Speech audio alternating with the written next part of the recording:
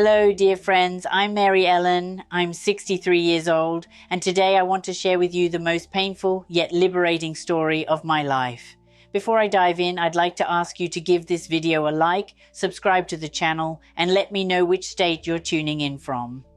That helps me immensely to keep sharing my stories with more wonderful people like you. So grab your coffee and make yourselves comfortable, because I'm about to tell you something that transformed me forever.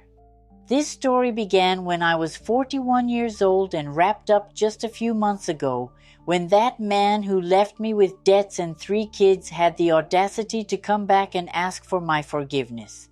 Just picture this. 20 years after he left me completely broke, he had the nerve to knock on my door. But don't get me wrong, dear friends. This isn't a sad story. No. It's the story of how a woman who felt defeated at 41, who spent her nights crying, not knowing how she would get by with her children, became the most prosperous woman in her town. And when I say prosperous, I don't just mean financially, even though you might think I now have more blessings than he ever gathered in his entire life. I'll tell you how I went from being María Elena, the abandoned woman from Silao, Guanajuato, to being the María Elena that everyone knows today, the owner of 3 businesses, the grandmother who travels around Mexico, the woman who, when she runs into her ex-husband at the market, makes him lower his head in shame. And the most beautiful part, dear friends, is that when he returned a few months ago, skinny and haggard, begging me for forgiveness and acknowledging that he had made the biggest mistake of his life, I was able to look him in the eyes and calmly say, "Esteban, it's too late now. I'm not the same woman you left." You wouldn't believe the expression on his face, because he expected to find the same María Elena from 20 years ago. The woman who was completely dependent on him, who was afraid to face the bills, who didn't even know how to operate a computer. Instead, he found a confident woman, well-dressed, driving her own truck, who doesn't need a man for anything. But I don't want to jump ahead. Let me start from the beginning, when I was a 19-year-old who fell head over heels for Stephen Roberts at a fair in Silao. It was 1979 when I met Esteban. I had just turned 19 and he was 22. I remember that day as if it were yesterday, because it was the August fair in our town, and I was walking with my friends among the food stalls and games. My father, may he rest in peace, had given me permission to attend, but with the condition that I returned before 10 at night. Back then, dear friends, things were very different. Women didn't usually go out alone that late, especially not a young woman from a good family like me. My father, Don Aurelian Harris, was a highly respected man in Silao. He had a blacksmith shop that he inherited from my grandfather. And although we weren't wealthy, we always had what we needed at home. My mother, Doña Hope, may God keep her in glory, was a primary school teacher at the Benito Juarez School downtown. She always taught my 3 brothers and me that education was the most important thing. "Education is the one thing no one can take away from you, my daughter," she would repeat daily when she sent me off to secondary school. We lived in an adobe house with a tiled roof that my father built with his own hands on Hidalgo Street, 3 blocks from the main square. It wasn't a big house, but it was our home. It had a patio adorned with purple bougainvilleas that my mother tended to as if they were her own children, and a small room at the back where my father kept the tools for the shop. My brothers were Raúl, the oldest, who was already working with my father at the blacksmith shop, Jesus, who was studying mechanics in León, and the youngest, Leticia, who was just 15 and was the favorite of the whole family. I was the second child, and because I was a girl, my mother insisted that I learn all the household tasks in addition to attending school. At that time, in the late 70s, the country was going through significant changes. With José López Portillo becoming president, there was a belief that Mexico was going to prosper greatly thanks to oil. In our town, there was that hope, that feeling that things would improve for everyone. My father had started to get more work due to the construction of new houses on the outskirts of Silao, where they needed gates and fences. But going back to that night at the fair, my dears, I was with my friends Carmela and Rose, both daughters of Licenciado Martinez, who had an office in the square. We were enjoying the rides when suddenly a tall guy with a mustache, well-dressed, approached me and captivated me with his smile from the very first moment. "Excuse me, miss," he said, taking off his cowboy hat. "Would you like me to treat you to an esquite?" Ugh, my dears, I blushed like a tomato. Carmela and Rose started to giggle softly, and I didn't know how to respond, but there was something in his gaze, in the way he respectfully addressed me, that gave me confidence. "All right," I replied, "but only if my friends come too." That's how I met Stephen Roberts. The four of us went to get esquites at Doña Chela's stand, which was next to the Ferris wheel. He told me he was from Leon, that he worked in a shoe factory, and that he had attended the fair because he had relatives in Silao.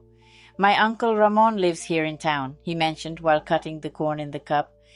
I nodded because I was familiar with that butcher shop. It was the place where my mother bought meat on Sundays, a clean and well-stocked establishment, which left me with a good impression of Esteban's family. That night we talked for over 2 hours. He shared that his father had passed away when he was just a 12-year-old boy, and that he had to start working very young to support his mother and younger siblings. He mentioned that the factory where he worked paid good wages, that he aspired to start his own business in the future, and that he wanted to move forward in life. "I don't like to stay stagnant," he told me, looking at me intensely. "I want to provide the best for the woman who will one day marry me." Oh, my dears, hearing that made my stomach flutter. He seemed so ambitious, so different from the boys in the village who only worked in the fields or in their parents' workshops. When he walked me home that night, my father was waiting for me at the door. Esteban approached with great courtesy, introduced himself, and asked for permission to visit me on Sundays. "With the utmost respect, Mr. Aurelio," he said, "I would love the opportunity to court your daughter, if you grant me your permission." My father looked him up and down, and after a few moments that felt like an eternity, he replied, "All right, young man, but here in my home, under my rules and with all due respect." This is how our courtship began, my dears. Esteban came every Sunday from Leon on the 4 p.m. bus. He would get off at the square and walk to my house, bringing flowers for my mom and always some gift for me, a box of Carlos 50 chocolates, a hair comb, or an image of the Virgin of Guadalupe. We would sit in the living room, always in the presence of my parents, and talk about our plans for the future. He would share his dream of opening a shoe store, explaining how he had been saving every peso to rent a shop. I told him about my sewing lessons I was taking with Mrs. Carmen, the most recognized seamstress in town. "When we get married," he would say, gently taking my hand so my dad wouldn't notice, "you can have your own sewing workshop and I'll have my shoe store. We are going to be the most successful business owners in Silao." His words filled me with excitement, my dears. I envisioned our life together, each of us working on our own, but always supporting each other. Back then, I was very naive, very much a dreamer. I believed love and good intentions could solve everything. Our courtship lasted 3 years. 3 years during which Esteban never missed a single Sunday, filling my head with dreams and promises. In 1982, when I turned 22, he had already opened his shoe store in Leon, a small shop on Madero Street, but it was his. "It's time for us to get married, Mary Ellen," he said one Sunday in May, pulling out a little box from his pocket with a ring that left me speechless. "I already have my business. I can take care of you as you deserve." The ring wasn't impressive, my dears, but to me it was the most beautiful in the world. A simple gold band with a little stone that he assured me was a diamond. Although now, with a bit more knowledge about these things, I think it was glass. But at that moment, at 22 years old, and with all the love I had for him, it seemed perfect. My parents immediately gave their blessing. My mom even cried tears of joy when Esteban formally asked for my hand. He's a hard-working and responsible young man. My dad told my mom that night, thinking I couldn't hear them. She will take good care of our Mary Ellen. We got married on October 15th, 1982, at the Church of the Sacred Heart in Silao. It was a beautiful, simple ceremony, but with everyone we loved there. I made my dress myself with the help of Mrs. Carmen, replicating a design I had seen in a magazine. It was made of white satin, with long sleeves and a modest train, yet it looked very elegant. The reception was held in my parents' garden. My mom and my aunts put in so much effort in the kitchen for 3 days. They prepared mole poblano, red rice, charo beans, and of course red pozole, which was my grandmother Refugio's specialty. My dad built a platform so the mariachi and the roosters from Silao could play late into the night. Esteban looked incredible in his navy blue suit, which he had specially purchased for the wedding in Leon. We danced to our first song, La Llorona, which was my favorite at the time. I remember that as he held me by the waist to dance, he whispered in my ear, "Now you're mine forever, Mary Ellen." After the wedding, we moved to Leon, into a small apartment that Esteban had rented above his shoe store. It was a cozy little place with 1 bedroom, a living dining area, a small kitchen, and a bathroom. From the windows, I could see Madero Street, where I could watch the everyday life of people passing by. The first years were wonderful, my dear. Esteban worked at the shoe store from 7 in the morning until 9 at night, and I dedicated myself to being the perfect wife I thought he deserved. I would wake up early to make him breakfast, bring him a hot lunch at noon, and in the afternoon I would help him attend to customers when it was busy. I also set up a sewing workshop in the little back room of the apartment. I started by making dresses for the neighbors, doing alterations, and embroidery for quinceañeras. I didn't earn much, but I loved having my own money. At first, Esteban was proud of me. "Look, this is my wife," he would tell his friends. "She's hardworking and talented." In 1984, our first child, Esteban Jr., was born, who became the greatest joy of my life. A beautiful, healthy baby who cried little and slept well. Esteban was overflowing with happiness. "It's just like me," I kept repeating while carrying him for hours. "He's going to become a businessman like his father." But it was with the arrival of Esteban Jr. that I began to notice the first signs of what was to come. My husband started to change, though in such a subtle way that I was unaware. He began to go out more often with his friends, come home later than usual, and be more irritable when the baby cried. "I'm just so stressed," Mary Ellen would often say when I asked him about his bad mood. "The business is growing a lot, and I have so many responsibilities. It's not easy to support a family." I believed him completely, dear friends. At that time, I was so naive that I thought love and patience could resolve any issues. When he came home in a bad mood, I would prepare his favorite dinner. If he mentioned that the baby was too noisy, I would take him to the back room to avoid disturbing him. In 1986, our second daughter, Letitia, was born, a name we chose to honor my sister, another beautiful girl, although this time Esteban didn't show as much enthusiasm. "I was hoping for another boy," the doctor told me when he handed me the baby. "Men need sons to help us with the business." At that moment, his shoe store had already grown. He had hired 2 employees and was selling shoes not only in Lyon but also in nearby towns. He had more money than before, but ironically, he began to become stingier with me and household expenses. "We have to watch the money, Mary Ellen," he would say every time I asked him for something for the kids. "We shouldn't get used to spending and then have nothing left." In 1988, when I turned 28, our third child, Roderick, arrived. By then, the relationship between Esteban and me was very strained. He practically lived at the shoe store, came home late every night, and on weekends he would go out with his friends to do business, as he put it. I had become a single mother, despite being married. I had the responsibility of taking care of 3 little ones. I continued with my sewing workshop to help with the expenses and had to endure Esteban's constant complaints, especially about the cleanliness of the house, the noise the kids made, and that I was no longer the cheerful woman I used to be.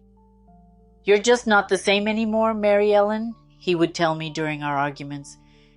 "You used to be fun. Now you just complain and take care of the kids." Yet, despite it all, I held on to my love for him. I thought we were just going through a rough patch, that once the business stabilized and the kids grew up a bit, things would return to normal. In 1990, we decided to buy a house on the outskirts of León.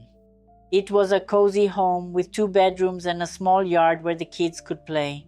Esteban had managed to save a down payment and secured a loan from Infonavit to cover the rest in monthly payments.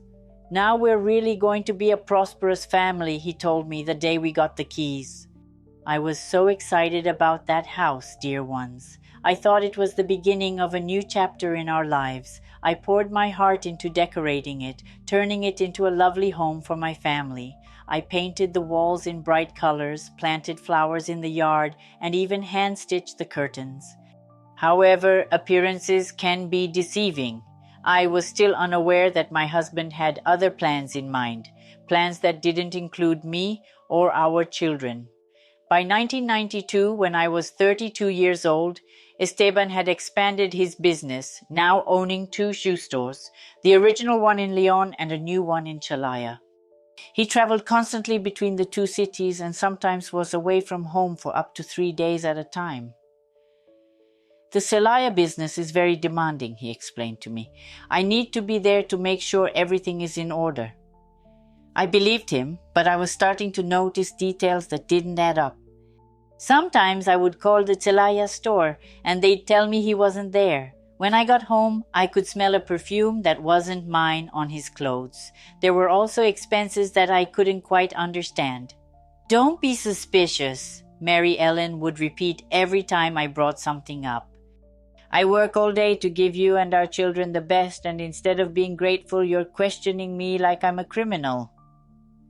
The 90s were extremely challenging for all of Mexico, my dear ones. Inflation was very high, prices were rising every month, and although Esteban was earning more than before, his salary was worth much less. Additionally, he started to become very controlling about household expenses.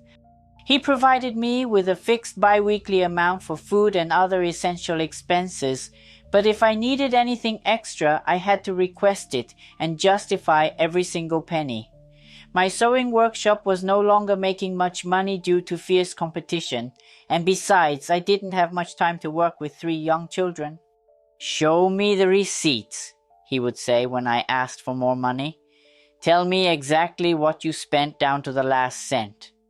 It was a humiliating experience, my dear ones. I, who had been so independent when I was single, now needed his permission just to buy hand cream. But what hurt me the most was the change I observed in him with the kids. He used to play with Esteban Jr., take him to the park and teach him about the business. Now he would come home tired and frustrated, and the kids even feared him. "Shut up," he yelled when they made any noise. "Your father comes home tired from work because of you, and all you know how to do is annoy." Letitia, who was very sensitive, cried every time he raised his voice. Roderick, the youngest, hid behind me as soon as his dad walked in. And Esteban Jr., who was already 8 years old, started having nightmares and difficulties at school. I tried talking to him many times. "The kids need you," I would say. "You're their dad. They long for your affection." What they needed was discipline, he told me. "You're paying too much attention to them. This way, they won't achieve anything in life." By 1995, when I turned 35, I already had a deep feeling in my heart that something was not right in my marriage, but I didn't want to acknowledge it. I held on to the hope that things would get better, that it was just a complicated phase. Besides, my dears, at that time, divorce was not well regarded, especially in families like ours. My mother had always repeated to me that marriage should last a lifetime, that a decent woman endures the tough times alongside her husband. "It's not always honey on pancakes," my daughter would tell me when I shared some problems over the phone. "Your dad and I also went through tough times, but here we are after so many years." But what my mother didn't know was how serious things were becoming. The year 1998 was when everything began to crumble like a house of cards. My dears, by then I was already 38 years old. Esteban Jr. was 14, Leticia was 12, and Roderick was 10. They were wonderful, intelligent children, but I could see the sadness in their eyes from growing up in a tense household. Esteban had already opened 3 shoe stores, Leon, Celaya, and a new one in Irapuato. On the surface, we looked like a prosperous family. We had our own home. He drove a new suburban truck while I had a Mitsuru to take the kids to school, but inside, everything was falling apart. My husband's absences were becoming longer and more frequent. Sometimes he would leave on a Monday and not return until Friday night. When I asked him why he spent so much time away, he would say he was expanding the business and considering opening a 4th shoe store in Querétaro. "It's now or never, Mary Ellen," he would tell me in that tone he used when he wanted to convince me. "The market is perfect for growth, but I need to dedicate my full time to the project." What I didn't know at that moment was that he indeed was dedicating time to a project, just not to a shoe store. I began to notice strange situations during that year. On one occasion, while washing his shirts, I found a note in his pocket that said, "I love you, my darling," written in a handwriting that was definitely not mine. When I showed him the note, he explained that it was from a customer thanking him for some special shoes he had gotten for her wedding. "That lady is a bit crazy," he laughed. "She gets too excited about everything." On another occasion, while reviewing the statements we received at home, I saw charges from fancy restaurants in Celaya that didn't add up. When I asked him about it, he said he had to take some important suppliers out to eat. "That's how business is done, Mary Ellen. Can't you invite important people to dinner at the taco stand around the corner?" He had an excuse for everything, my dear. An excuse that sounded reasonable, but left a bitter taste in my mouth. I began to develop that intuition we women have when something's amiss, even though at the same time I resisted accepting what I felt. In December 1998, something happened that should have raised an alarm in me, but I remained blind to it. Esteban came home saying we needed to celebrate the great results from the year at the Celaya shoe store and that all the employees would be attending with their wives. "And why can't I go?" I asked.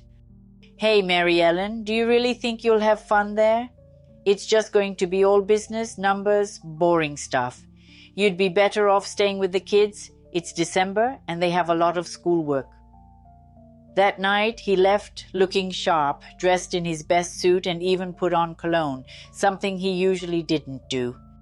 He came back the next afternoon with a hangover and in a really bad mood. "It was horrible," he told me. "Just drinking and gossip. Next time I'm not going." However, something in his gaze left me uneasy, a mix of guilt and satisfaction that made my stomach tie in knots. By early 1999, things at home had become unbearable. Esteban was coming home in a foul mood, always finding reasons to argue with me and completely intolerant with the kids. He no longer shared dinner with us, barely talked about his day, and didn't care about the kids' grades. "I'm very stressed," was his response to everything. "The business is growing too fast and I'm under a lot of pressure." But I started to suspect that his stress had a name and a face. In March 1999, my sister Leticia visited us from Silao. She had always been very perceptive, and after spending 3 days at our house, she said something that chilled me to the bone. "Mary Ellen, forgive me for saying this, but your husband is behaving like a man who has other affairs." "What do you mean, other affairs?" I asked her, though I already knew what she was getting at. "Like a man who has another woman," she whispered so the kids wouldn't hear. My friend Hope, who lives in Celaya, told me she had seen a man who looked like Esteban at a restaurant with a young woman, and they were acting very affectionate. "That must have been a mistake on your friend's part," I replied, but the seed of doubt had already been planted in my heart. That same week, I decided to do something I had never done before, investigate on my own. On the Friday that Esteban went to Celaya, I hired my neighbor to watch the kids, and I drove my Mitsuru over there. I arrived at the shoe store around 2 p.m. It was closed and there was a sign that said, "Back in an hour." I waited in my car, parked in a spot where I could see the entrance well. At 3:30, Esteban arrived in his Suburban, but he wasn't alone. A woman accompanied him who looked much younger than me, with layered hair, which was the style back then, and she was dressed in the latest fashion. They got out laughing, and what I saw next shattered my heart into a million pieces. Esteban hugged me around the waist, planted a kiss on my lips, and together they entered the shoe store. I remained seated in my car, trembling, unable to believe what I had just witnessed. It was real. My husband, the father of my children, the man I had given my life to, was cheating on me. I don't know how long I was frozen there, my dear ones. It could have been an hour or maybe just 5 minutes. All I know is that when I finally reacted, I started the car and drove back to Leon like a zombie, tears streaming down my cheeks. That night, when Esteban came home, he acted as if nothing had happened. He had dinner normally, watched television, and even played for a while with Roderick. I couldn't even look him in the eye. "Are you feeling okay, Mary Ellen?" he asked, noticing my silence. "Yes, I'm just a little tired," I replied, lying. That night I couldn't sleep for a single minute. I spent the entire night reflecting on what I would do with this new information. Would I confront him or pretend I hadn't seen anything? Should I contact that woman? My mind was a whirlwind of emotions, and I didn't know where to start. The next day, when Esteban left for work, I called my sister Leticia in Silao. "Letty," I said through sobs, "you were right. Esteban has another woman." "Oh, sister," she replied, her voice tinged with sadness. "I wished I were wrong. I shared with her everything I had seen, and she advised me to be patient, to think carefully before making any decision. Sometimes men have fleeting affairs," she told me. "Maybe if you don't make a scene, he'll get over it and return to you." But deep down, I knew this wasn't just a temporary fling. The way he hugged her, the way he kissed her, and how they laughed together, that was the behavior of a man in love. In the following weeks, I tried to act normally, but it was an impossible task. Every time Esteban touched me, I felt a strong repulsion. Every time he told me he loved me, I knew it was a facade. Whenever he went to Celaya, my mind raced with thoughts of what he could be doing with her. One night, after putting the kids to bed, I gathered the necessary courage and decided to confront him. "Esteban," I said, "we need to talk now." "I'm really tired, Mary Ellen." "It can't wait until tomorrow." "No, it has to be right now." "I know about your lover in Celaya." His face froze, dear ones. He turned pale like a sheet of paper and for a moment didn't know how to respond. "What are you talking about?" he asked, now without the confidence he had before. "I saw you with her last Friday," I replied. "I saw you kissing outside the shoe store." His expression changed completely. At first he tried to deny it, then he downplayed it, and finally he exploded at me. "You're just not the same woman you used to be," he yelled. "You don't take care of me like you used to. You don't dress up anymore. You don't pay attention to me. All you do is be with the kids." I was left speechless, dear ones. I couldn't believe he was blaming me for his infidelity. "I've been taking care of your children," I shouted back. "I've maintained your home. I've waited for you every night while you've been with that woman." "It's not what you think," he told me. "She's just a friend who understands and listens to me." "Oh, sure, and you kiss all your friends on the lips." That argument went on late into the night. The kids woke up from the shouting and we had to improvise that we were watching a very loud movie. In the end, Esteban promised me he would cut ties with that woman, that it had been a mistake, that he only loved me. "Give me a chance, Mary Ellen," he pleaded with tears in his eyes. "I don't want to lose my family. You and the kids are the most important thing to me." And I, oh my God, believed him or wanted to believe him. I clung to his words like a castaway to a plank because facing the reality that my marriage was over terrified me too much. The months that followed were an emotional roller coaster, dear ones. Esteban started coming home earlier. He wasn't traveling to Celaya as much and tried to be more affectionate with both me and the kids. I wanted to believe we had just overcome a crisis, but women have a sixth sense for these situations. I sensed that something was still wrong. Esteban looked restless, as if he were playing a role he wasn't comfortable with. Sometimes I caught him looking at his phone with a smile that faded when he saw me. In July 1999, when I thought we had already gotten through the worst, I discovered that things were considerably more serious than I had imagined. While cleaning out the closet in our room, I accidentally knocked down a cardboard box that was on the top shelf. When I picked it up, some papers caught my attention. They were statements for a credit card I didn't recognize. As I reviewed them, my dear, I couldn't believe what I was seeing. Huge expenses at hotels, fancy restaurants, jewelry stores, and high-end clothing shops, all in Celaya and on dates when Esteban was supposedly at work. However, what shocked me the most were receipts from a furniture store in Celaya. He had purchased a complete living room set, a bedroom suite, a stove, and a refrigerator, as if he were furnishing a home. My heart was racing so fast that I thought I was going to have a heart attack. With trembling hands, I continued to go through the documents. There was more, receipts from a flower shop, a high-end lingerie store, even from a jewelry store where he had bought gold earrings. At the bottom of the box, I found something that completely shattered me. A photograph of Esteban with the same woman I had seen before, but in this picture, they were in a home I didn't recognize, embraced in what looked like a freshly decorated living room. On the back of the photo, someone had written in beautiful handwriting, "Our first home, April 1999. Forever, my love." Tears began to flow uncontrollably, my dear. Not only was he being unfaithful, he had already built a home with that woman. With my efforts and the money I thought was for our family, he had constructed an entirely different reality.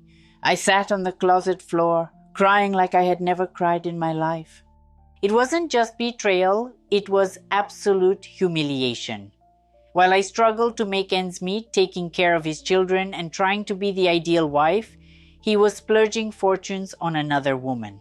When Esteban arrived that night, I had all the documents laid out on the kitchen table.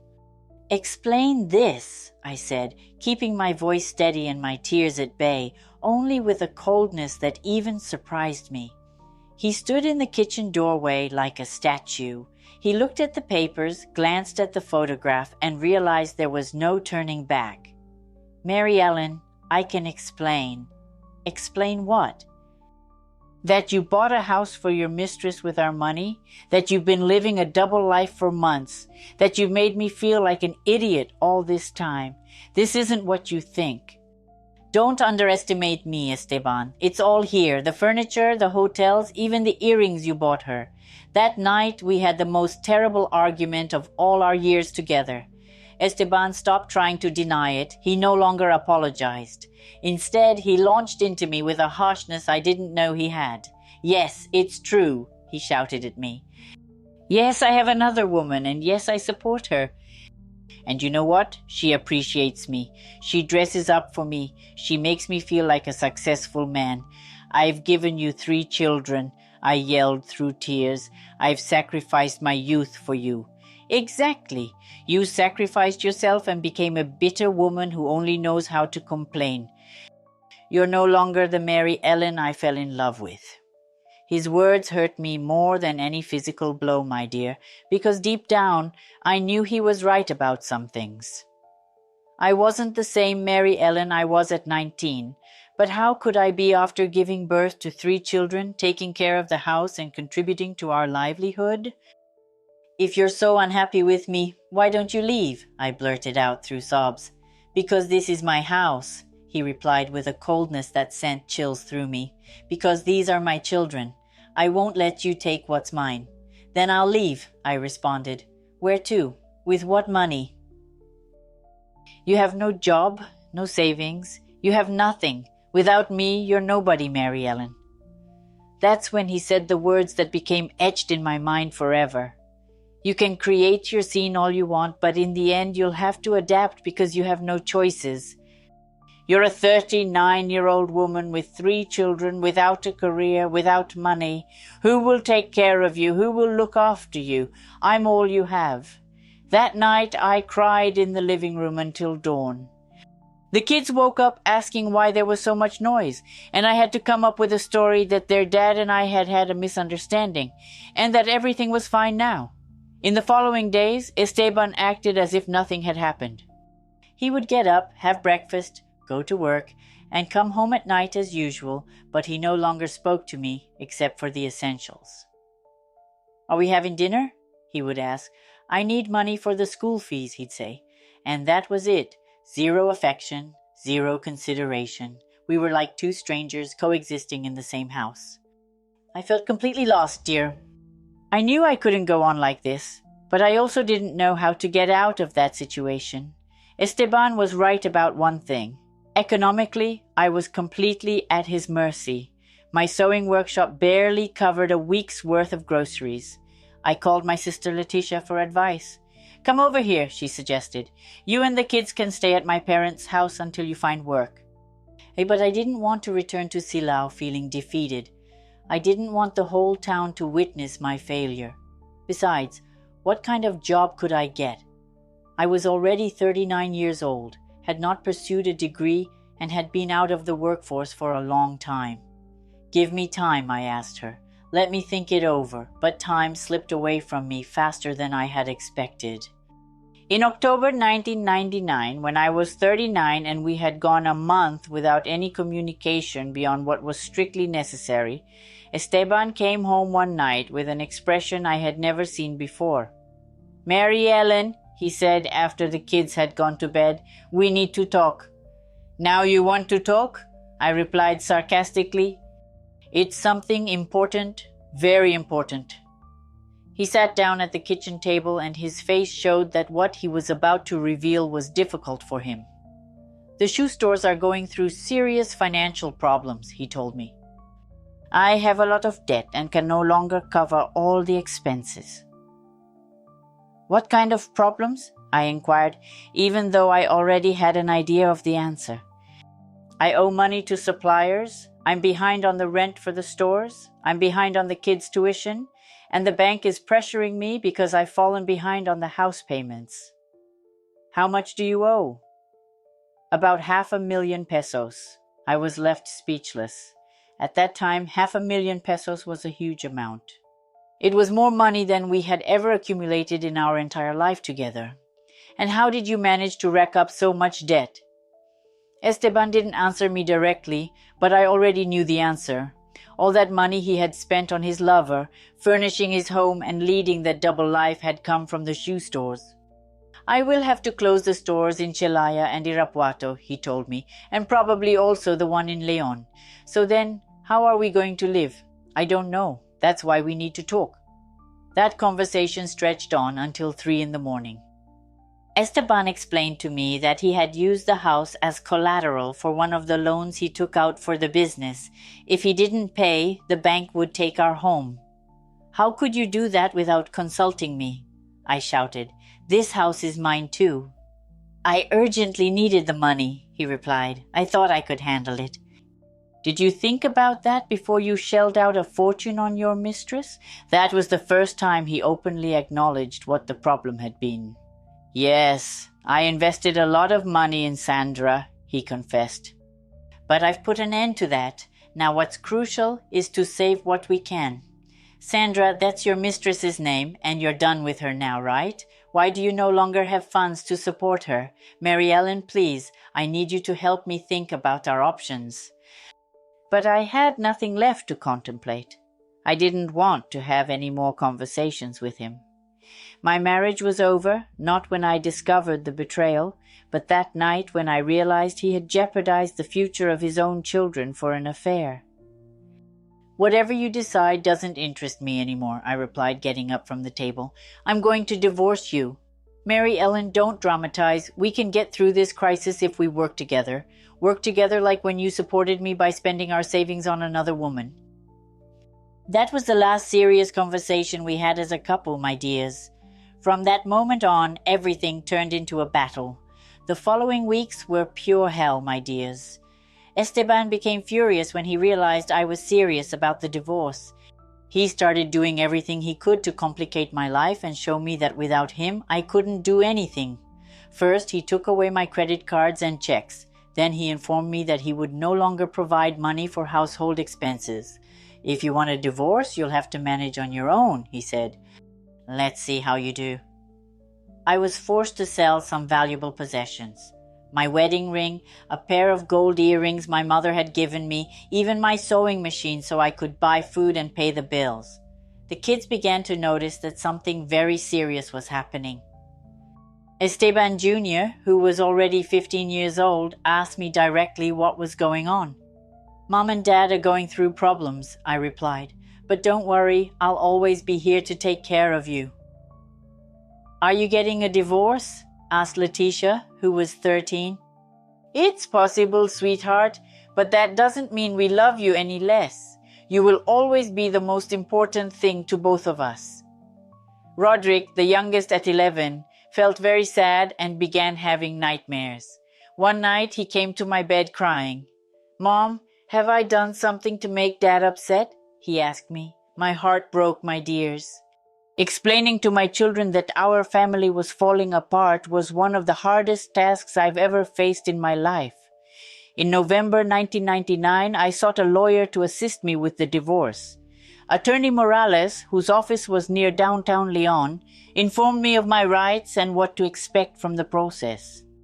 You have the right to half of the marital assets, he told me. However, from what you've told me, the debts will outweigh the assets. He explained that since the house was mortgaged and the shoe stores were generating more debt than profit, I would practically end up with nothing. The only thing I could secure was child support for the kids. And what about me? I asked. Considering you are young and capable of working, it may be complicated to get alimony only if there was domestic violence or some special circumstance. There was no domestic violence, at least physically, but there had been a lot of emotional, economic, and psychological abuse. The divorce hearings began in January 2000. They were the most humiliating months of my life, my dears.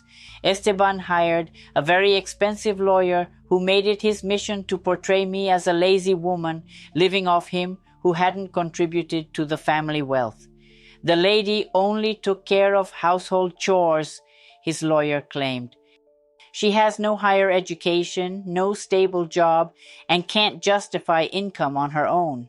She has depended on my client for the last 18 years. I wanted to scream that I had raised his children, that I had maintained our home, that I had worked in my workshop to help with expenses, but legally I couldn't back up those contributions. The most painful moment was when Esteban's lawyer began to suggest that I was a bad mother for causing the family crisis due to my jealousy and unfounded distrust. My client is a hard-working man who has toiled to provide for his family, the woman said. Instead of supporting him in these challenging times, she made his life miserable with baseless accusations.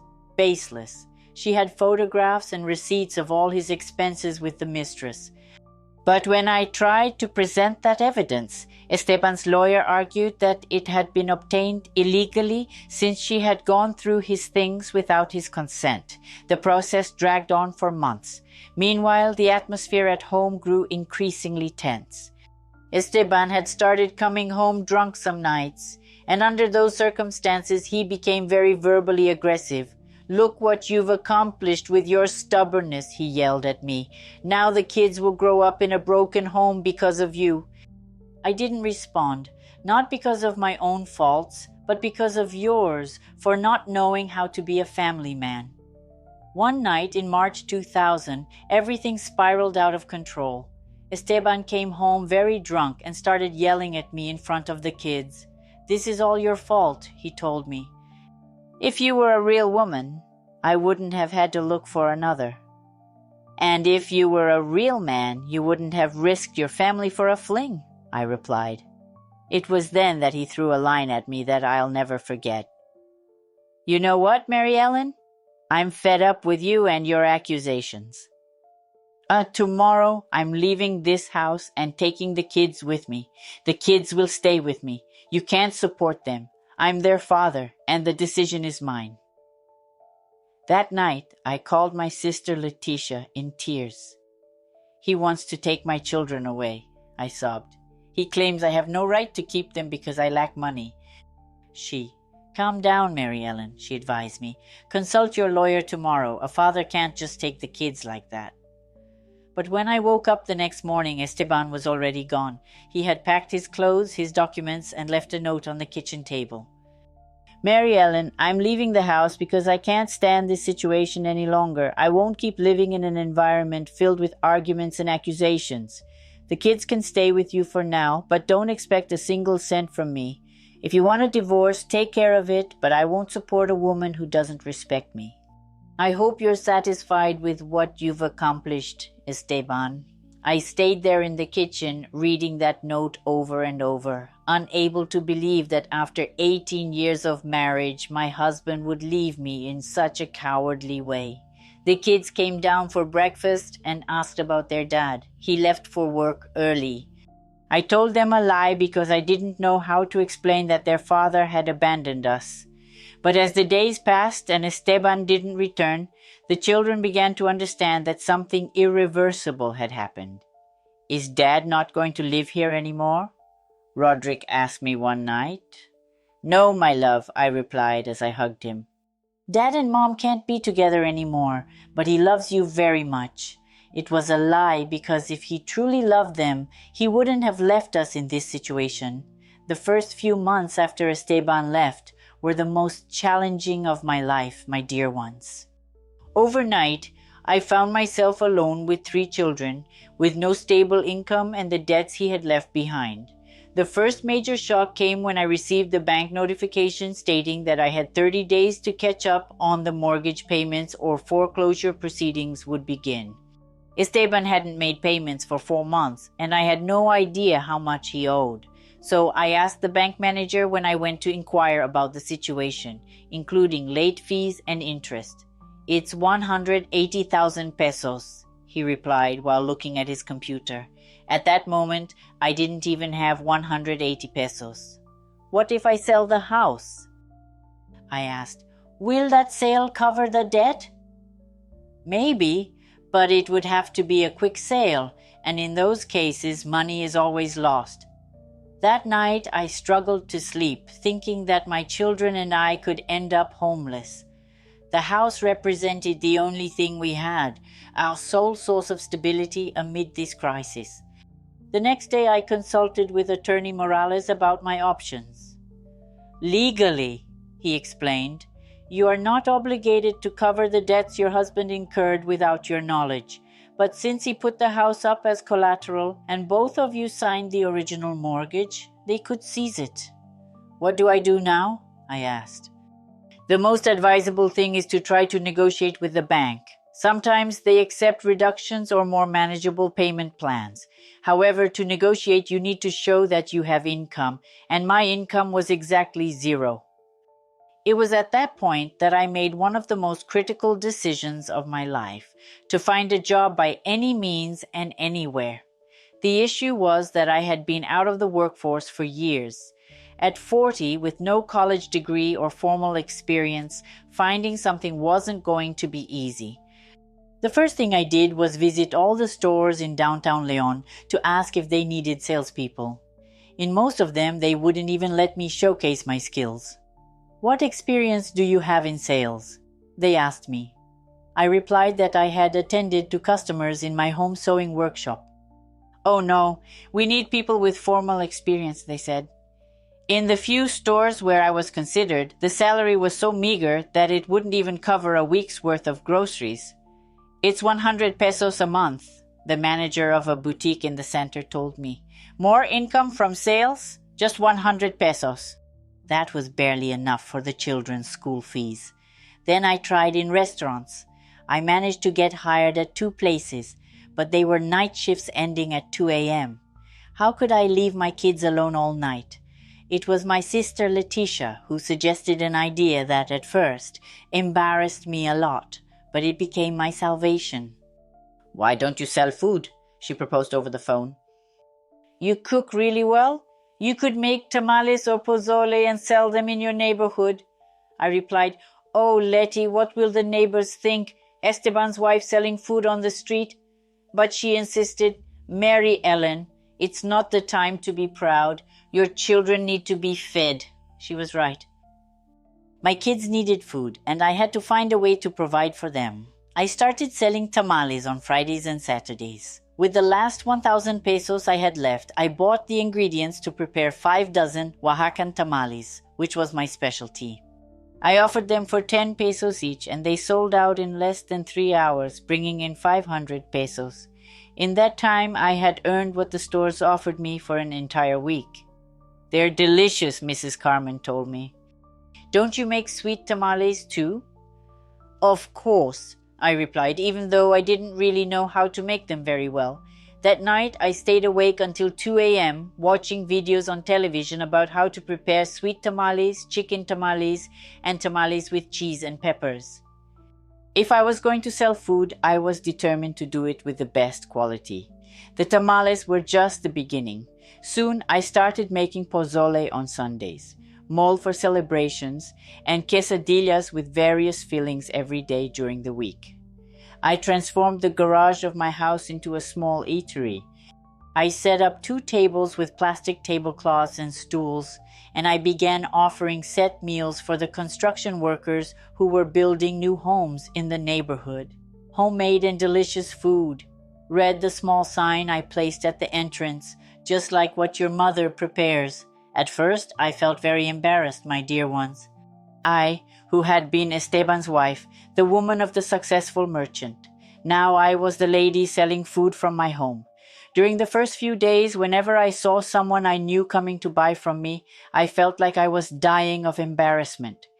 But the money those customers left me gave me more dignity than all the years I had spent in Esteban's shadow. "The stew is delicious, Mom," Don Patrick, a construction worker who came to eat every day, would tell me. "My wife says you cook just as well as my mother-in-law." And I felt such pride, my dear ones, proud to be providing for my children with my own hard work. By December 2000, I already had a regular clientele and was earning around 5,000 pesos a month. It wasn't a fortune, but it represented more than I had ever earned in my life. With that money, I was able to negotiate with the bank. I proposed to pay 2,000 pesos monthly towards the house debt in exchange for not having it seized. "It's a small amount," the banker commented, "but I see you're making a genuine effort to pay. We'll accept this for 6 months and see how you do." Those 6 months were full of hard work. I would get up at 5 a.m. to prepare the stew for the day, serve breakfast and lunch to customers, and in the afternoons, I dedicated myself to making tamales for the next day. The kids helped me as much as they could. Esteban Jr., who was already 16, began working on weekends carrying bags at a market to help with expenses. Letitia, 14, supported me by serving customers and washing dishes, and Roderick, 12, became my official assistant, chopping vegetables and cleaning tables. "Mom, when is Dad going to come back?" Roderick would ask me from time to time. "I don't know, my love," I would reply, "but we're fine, right?"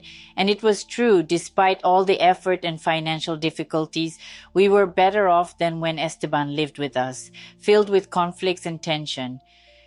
By May 2001, the divorce had finally been settled. Just as Attorney Morales had predicted, I received almost nothing. The house was in my name, but with all the debts, and Esteban promised to pay a monthly child support of 1,500 pesos for the 3 kids, which of course never came. "He doesn't have a job," he would tell me every time I called to confront him. "The shoe store's closed, and he's looking for what to do." But I knew that wasn't true. My friend Hope had told me she saw him in Celaya, driving a new car and living in a beautiful house with his mistress, Sandra. Of course, I told my sister Letitia to forget about the child support. "I don't need his money. My children and I are going to make it on our own." And it was true, my dears. By that time, my small food business had already grown considerably. I had customers coming from other neighborhoods to eat with me, and on weekends I sold up to 100 tamales. I had paid the agreed monthly installments to the bank on time and had even managed to save a bit for emergencies. But the most important thing was that I had regained my self-esteem. I was no longer the defeated and humiliated Mary Ellen. Now I was Mrs. Mary Ellen, the one who made the most delicious tamales in the neighborhood. The hard-working woman who had raised her children alone. One afternoon in June 2001, while I was serving food, a woman I didn't know walked in. "Excuse me," she said. "Are you Mary Ellen, the one who makes tamales?" "Yes, that's me. My name is Grace Martin. I own a small eatery in downtown Leon. I've heard wonderful things about your food, and I'd like to propose a business deal." A business deal? Me, who just a year ago didn't even know how to keep track of expenses. "What kind of deal?" I asked her. "I want you to supply me with tamales to sell in my eatery. I would be willing to pay in advance and would need 10 dozen every Friday. 10 dozen every Friday. That translates to an extra 2,000 pesos a week. When do we start?" I said it without hesitation. That night, as the day came to an end and I counted the earnings, I realized I had made more in a single day than what Esteban provided me in 2 weeks for all the household expenses.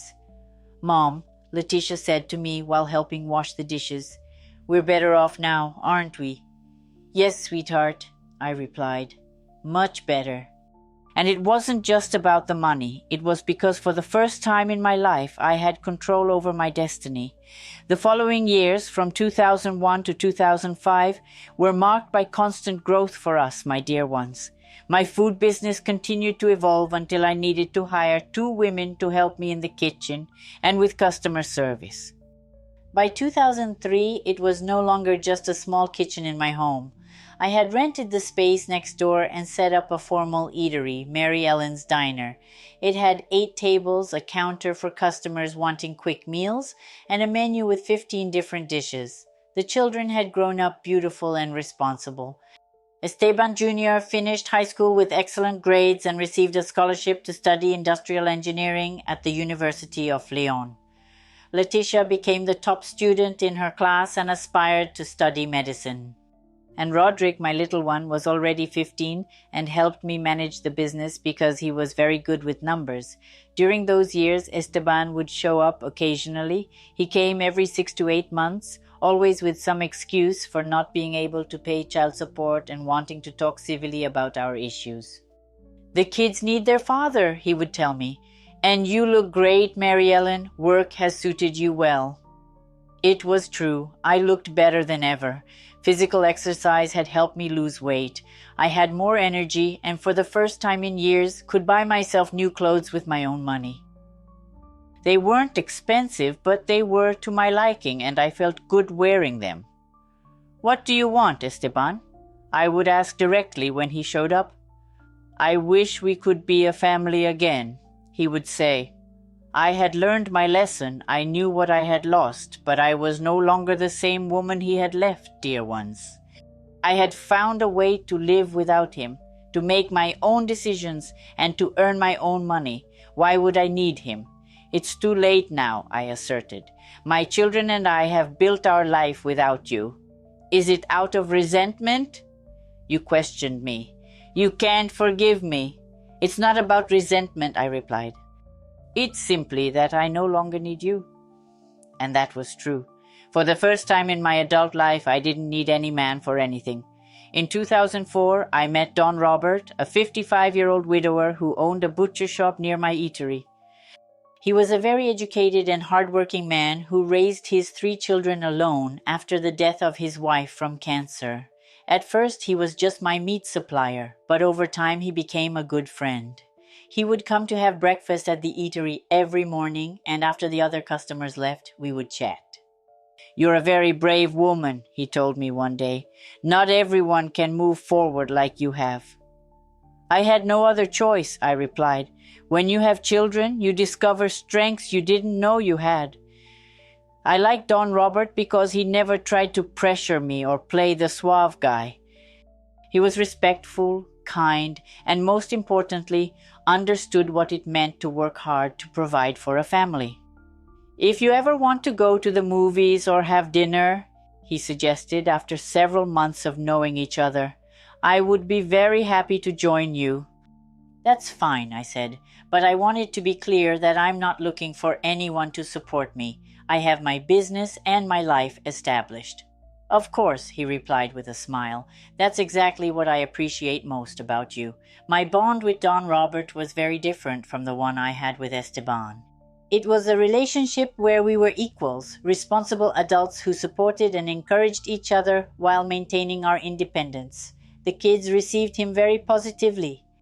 He never tried to take on the role of a father, but respected their identity as almost adult young people who knew perfectly well who their mother was and what her story was. By 2005, I already had 2 eateries, the original one and another that I had opened in the center of León.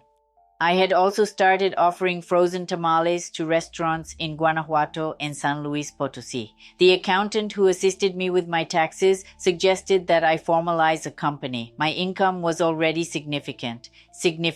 I, who 5 years earlier couldn't even afford groceries, was now having considerable earnings. I founded the company Tamales and Homemade Food María Elena. In February 2006, I launched DCV. Sounds impressive, right? But for me, it felt like receiving a college degree. By then, my children were already well on their way.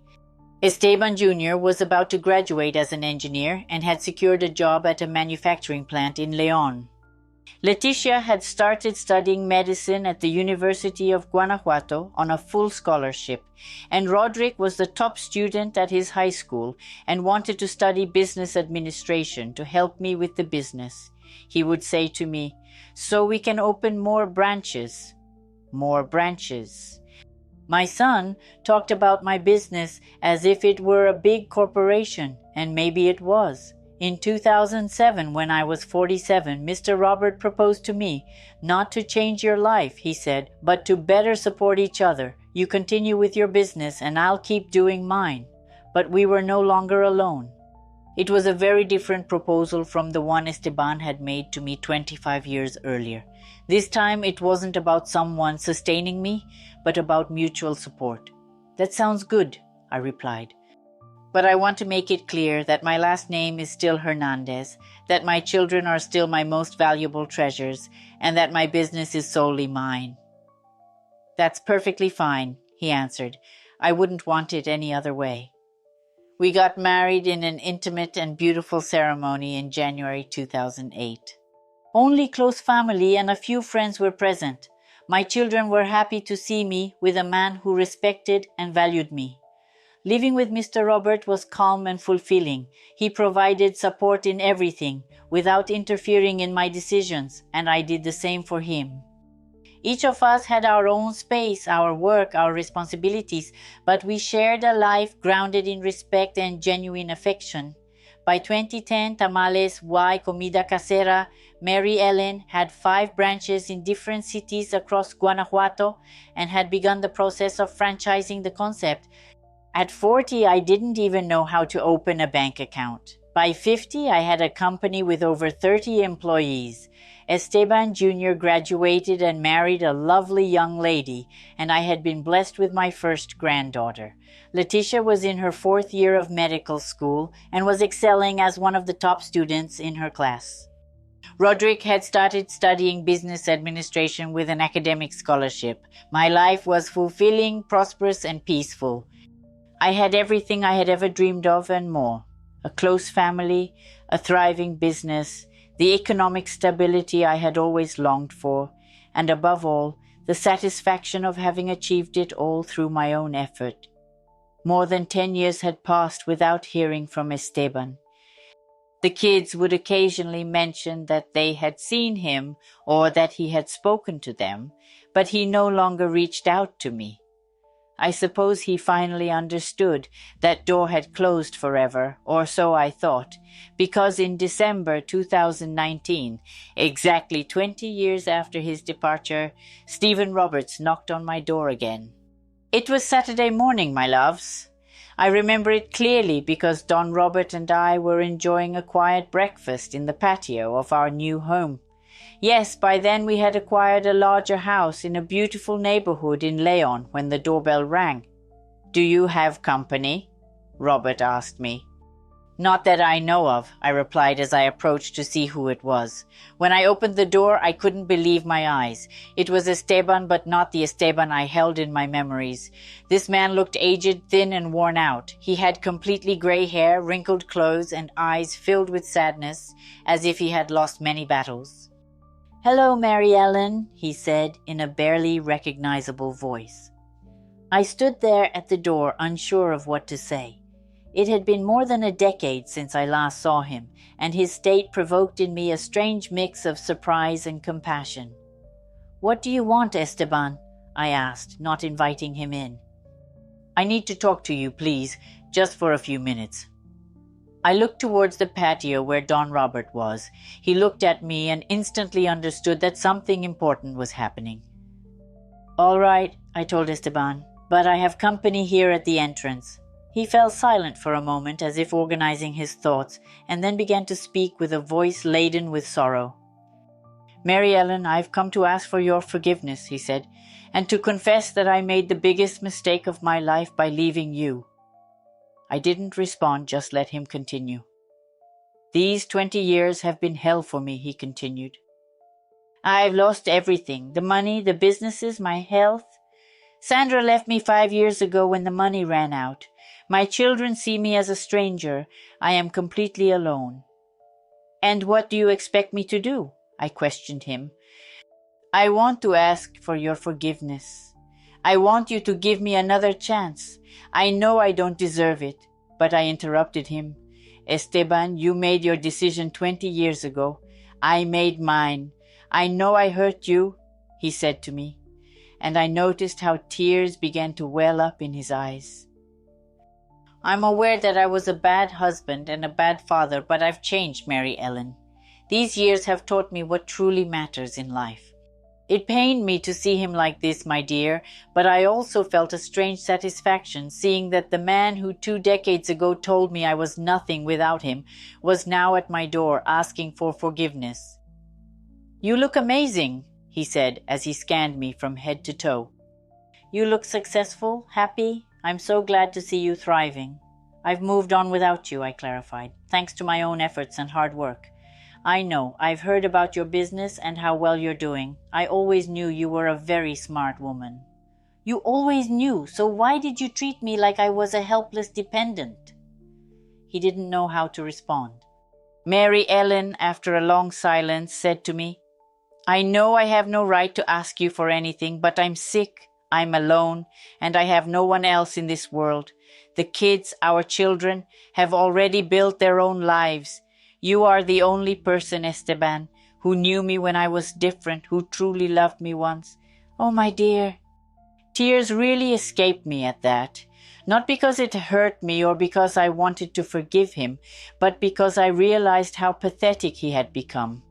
The man who was once my husband, the father of my children, the one who made me believe that without him I was worthless, was now begging me to save him. "Esteban," I replied with the calmest voice I could muster.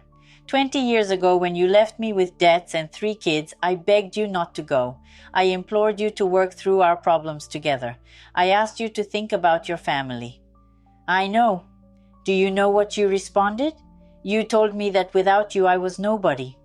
You told me I had no options. You told me I was a 40-year-old woman with no future. I was so confused, so now it turns out I have a great future, right? Now it turns out I am worth something. You've always been worth a lot, Mary Ellen. I was a fool who didn't appreciate you. You're right. I was a fool. But you know what? I am grateful to you. Yes, I'm grateful because by leaving me, you did me the greatest favor of my life. You forced me to discover my true strength. You pushed me to be strong, to be independent, and to become the woman I am today." She remained silent, looking down. If you hadn't left me, I continued, I would still be the dependent Mary Ellen, content with the crumbs from her husband. I would have continued to endure your dismissals, your betrayals, your humiliations. Mary Ellen, please. Now I own my own business. I have 5 branches and plans to open 3 more. I have a beautiful house, a brand new car, money in the bank, and most importantly, the peace of mind knowing I don't depend on anyone. I'm glad everything is going well for you, and I have a husband who respects me, values me, and supports me without trying to dominate me. I noticed his face twist in pain when I said that. I understand, he replied quietly. I just wanted to apologize. I just wanted you to know that I regret everything that happened. Your remorse comes 20 years too late, Esteban. There's no way we can be friends, at least not for you to receive my forgiveness. I paused for a moment before answering him. I forgave you many years ago, I said. Not for you, but for me. Because holding on to resentment only hurt me. His face lit up for an instant. But forgiving doesn't mean forgetting, I continued, and it doesn't mean I'm letting you back into my life. I understand, he said, and I saw tears welling up in his eyes again. If you need medical help or something like that, I commented, you can talk to your children. They'll decide if they want to help you or not, but you can't count on me anymore. He nodded. He wiped his tears with the sleeve of his shirt and said, You're right about everything, Mary Ellen. I just wanted you to know that I acknowledge my mistake and I'm glad to see you too. Goodbye, I replied, and I closed the door. I stood there for a few minutes listening to his footsteps fade away. Then I returned to the patio where Mr. Robert was waiting for me with my still hot cup of coffee. Everything okay? He asked. Everything's perfect, I responded. It was someone from my past coming to close a chapter. That night I called my 3 children to inform them that their father had come to visit me. They all asked if I was okay, if I needed anything, if there was a problem. Not at all, I told them. I just wanted them to know in case he was looking for you. Esteban Jr., who is now 35 and a manager at the factory where he works, told me, Mom, whatever you decide is fine with us, but I want you to know that I'm very proud of how you raised us and the woman you've become. Letitia, who is now a doctor with her own clinic, said to me, Mom, you are the example of a strong woman that I aspire to be for my children. And Roderick, who is now my business partner and has helped expand it into 5 states in Mexico, told me, Mom, you taught us that we can always move forward with effort and dignity. That is the best gift you could have given us. That night, lying next to Don Robert, I reflected on everything I had lived through. In those 20 years, I had gone from being an abandoned and resourceless woman to becoming a successful businesswoman, a loving grandmother, and a respected and valued wife. I had raised 3 extraordinary children who are now prosperous and happy adults. I had built a business from scratch that now employs more than 50 families. And I had found true love with a man who accepts me as I am. And I achieved all that after turning 40, right after hearing from Esteban that it was no longer worth it. What are you thinking about? Robert asked me. I replied, that often the worst experiences in our lives turn out to be the most valuable. What do you mean? If Esteban hadn't left me, I would have never discovered what I could accomplish. I would have continued being a dependent and fearful woman.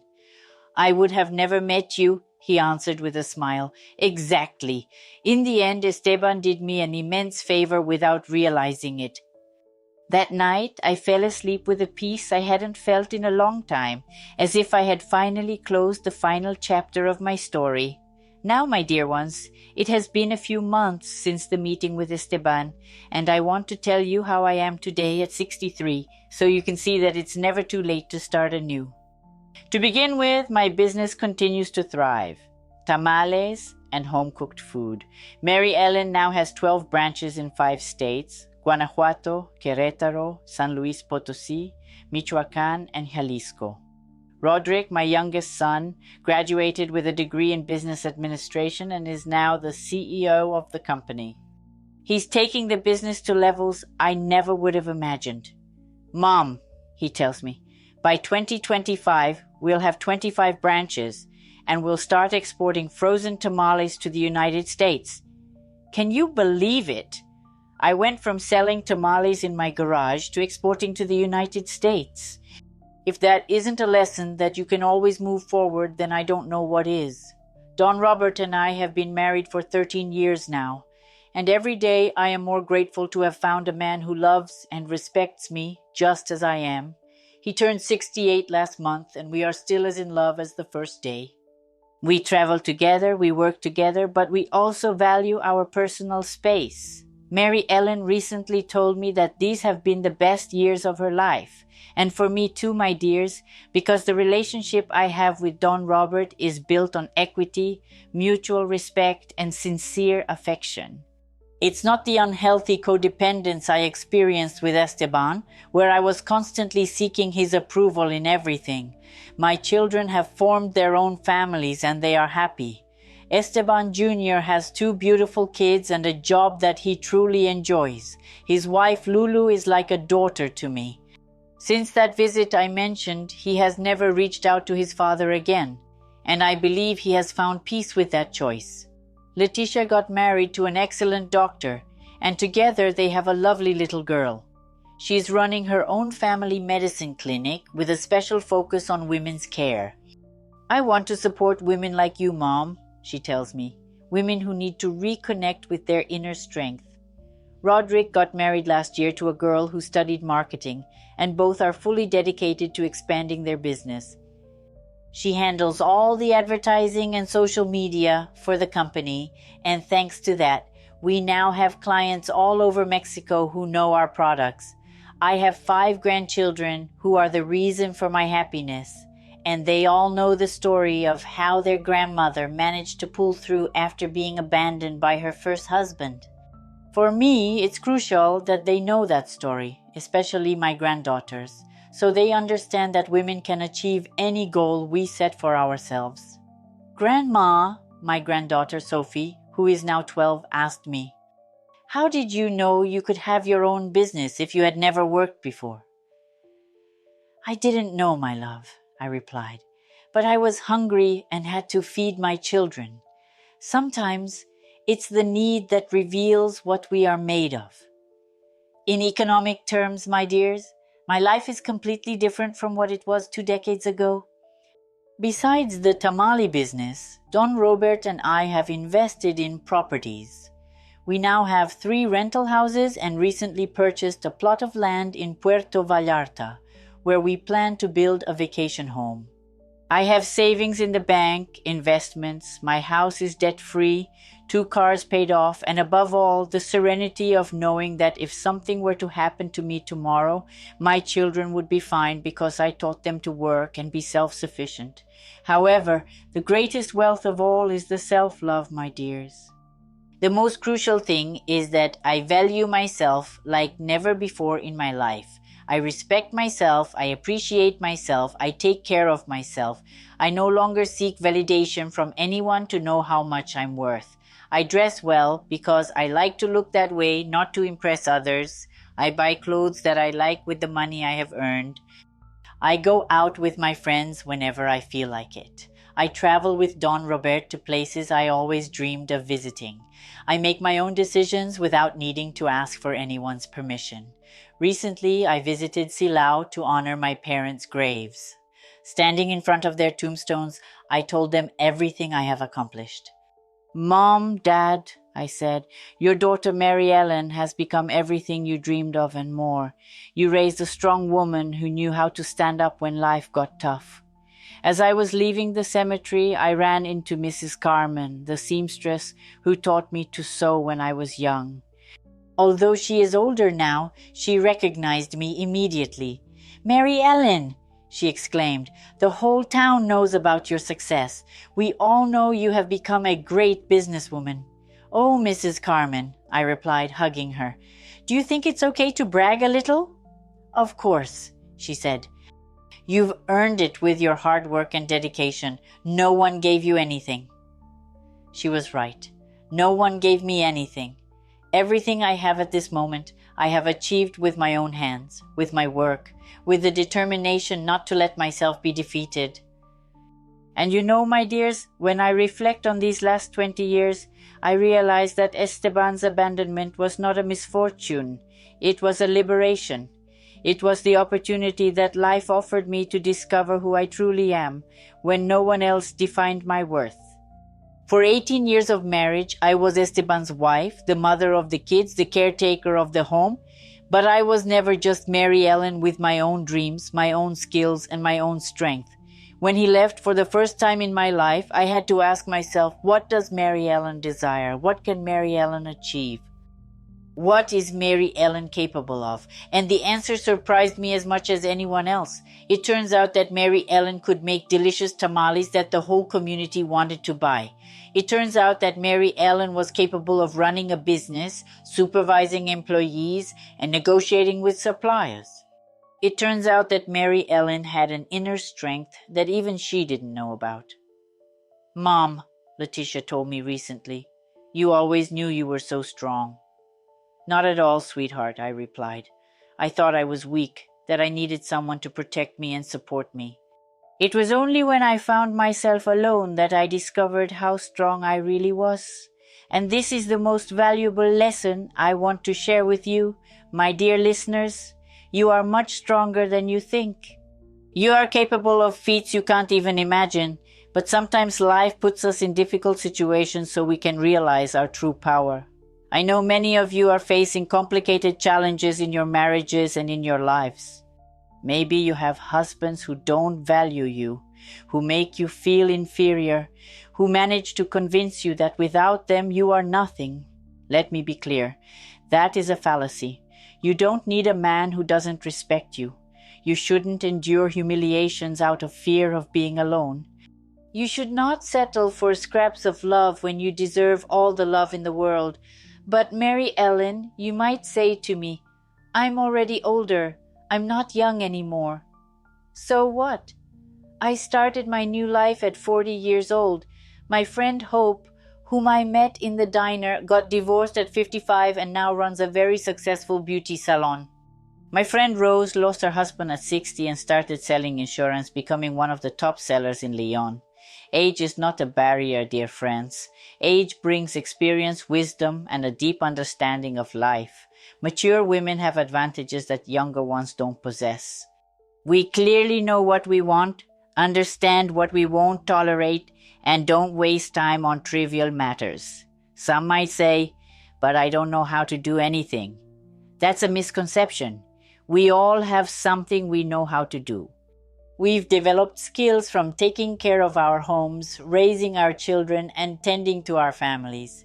The downside is that we've undervalued those skills because society has led us to believe that domestic work lacks value. If you can cook, you can provide meals. If you can sew, you can make garments or custom alterations. If you're good with children, you can start a daycare.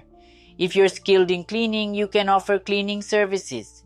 If you have a talent for organization, you can help others plan their homes or events. We all have something to contribute. The only thing we're missing is the self-confidence and courage to take the first step. I began selling tamales with just 1,000 pesos, money I made by selling some of my jewelry. I didn't mind starting modestly because I knew it was my chance to build something of my own. And let me share something else. Don't be afraid of what people think. At first, when I started selling food from my home, some neighbors whispered, "Look, Esteban's wife is now selling food. How low she's fallen." And you know what? Those same neighbors who whispered eventually came to buy tamales from me because they were delicious. And now that my business has thrived, they themselves tell me, "Oh, Mary Ellen, you were very clever. From the start, we knew you'd be successful. People will always talk, dear ones. I love that you are a self-sufficient woman. I love that you have your own resources, your own business, and your own life. This means that when you're by my side, you know it's because you want to be, not out of necessity. And I was right. When a woman is not financially or emotionally dependent on a man, she can choose to be with him for the right reasons. for the respect he gives her because he makes her happy, and because they share values and aspirations. Now, let me mention something I consider essential. There's never a wrong time to reinvent yourself. Never. It doesn't matter if you're 30, 40, 50, 60 years old or more. As long as there is life, there is always the opportunity to rewrite your story. I've known women who started their university studies at 50 years old. I've heard of women who divorced at 60 and found true love at 65. I've seen women who launched their own businesses when they became grandmothers. Life doesn't end when we finish raising our kids, when we get divorced, when we become widows, or when we reach a certain age. Life continues as long as we wish for it to, as long as we have dreams to pursue and goals to achieve. At 63, I'm still chasing new projects. Don Roberto and I are organizing the writing of a book of traditional Mexican recipes. Roderick and I are focused on opening a cooking school to teach other women how to venture into the culinary arts.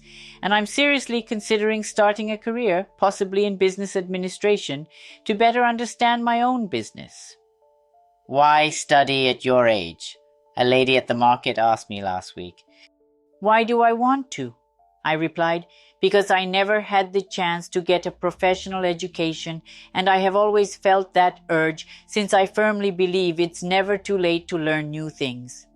And it's true, my dear ones, it's never too late to learn, to grow, to transform, and to start something new.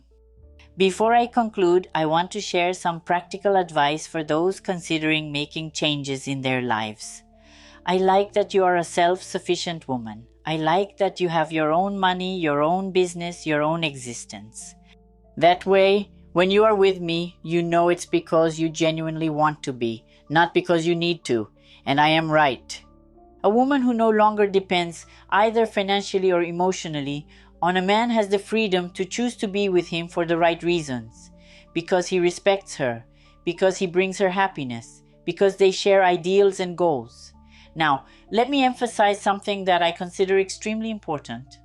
It's never too late to start over. Never. It doesn't matter if you're 30, 40, 50, 60 or older. As long as there is life, there is a chance to change your narrative. I know women who started their university studies at 50 years old. I know women who, after a divorce at 60, found true love at 65. There are women who started their first businesses when they were already grandmothers. Life doesn't stop when we finish raising our children, when we get divorced, when we become widows, or when we reach a certain age. Life goes on as long as we decide it should, as long as we have dreams to pursue and goals to achieve. At 63, I'm still launching new projects. Don Robert and I are planning to write a book of traditional Mexican recipes. Along with Roderick, we are working on opening a cooking school to empower other women in the culinary business, and I'm seriously considering studying for a degree, perhaps in business administration, to better understand my own business. Why do you want to study at your age? Asked a woman at the diner last week. Why do I want to? I replied, because I never completed a degree, and that desire has always lingered.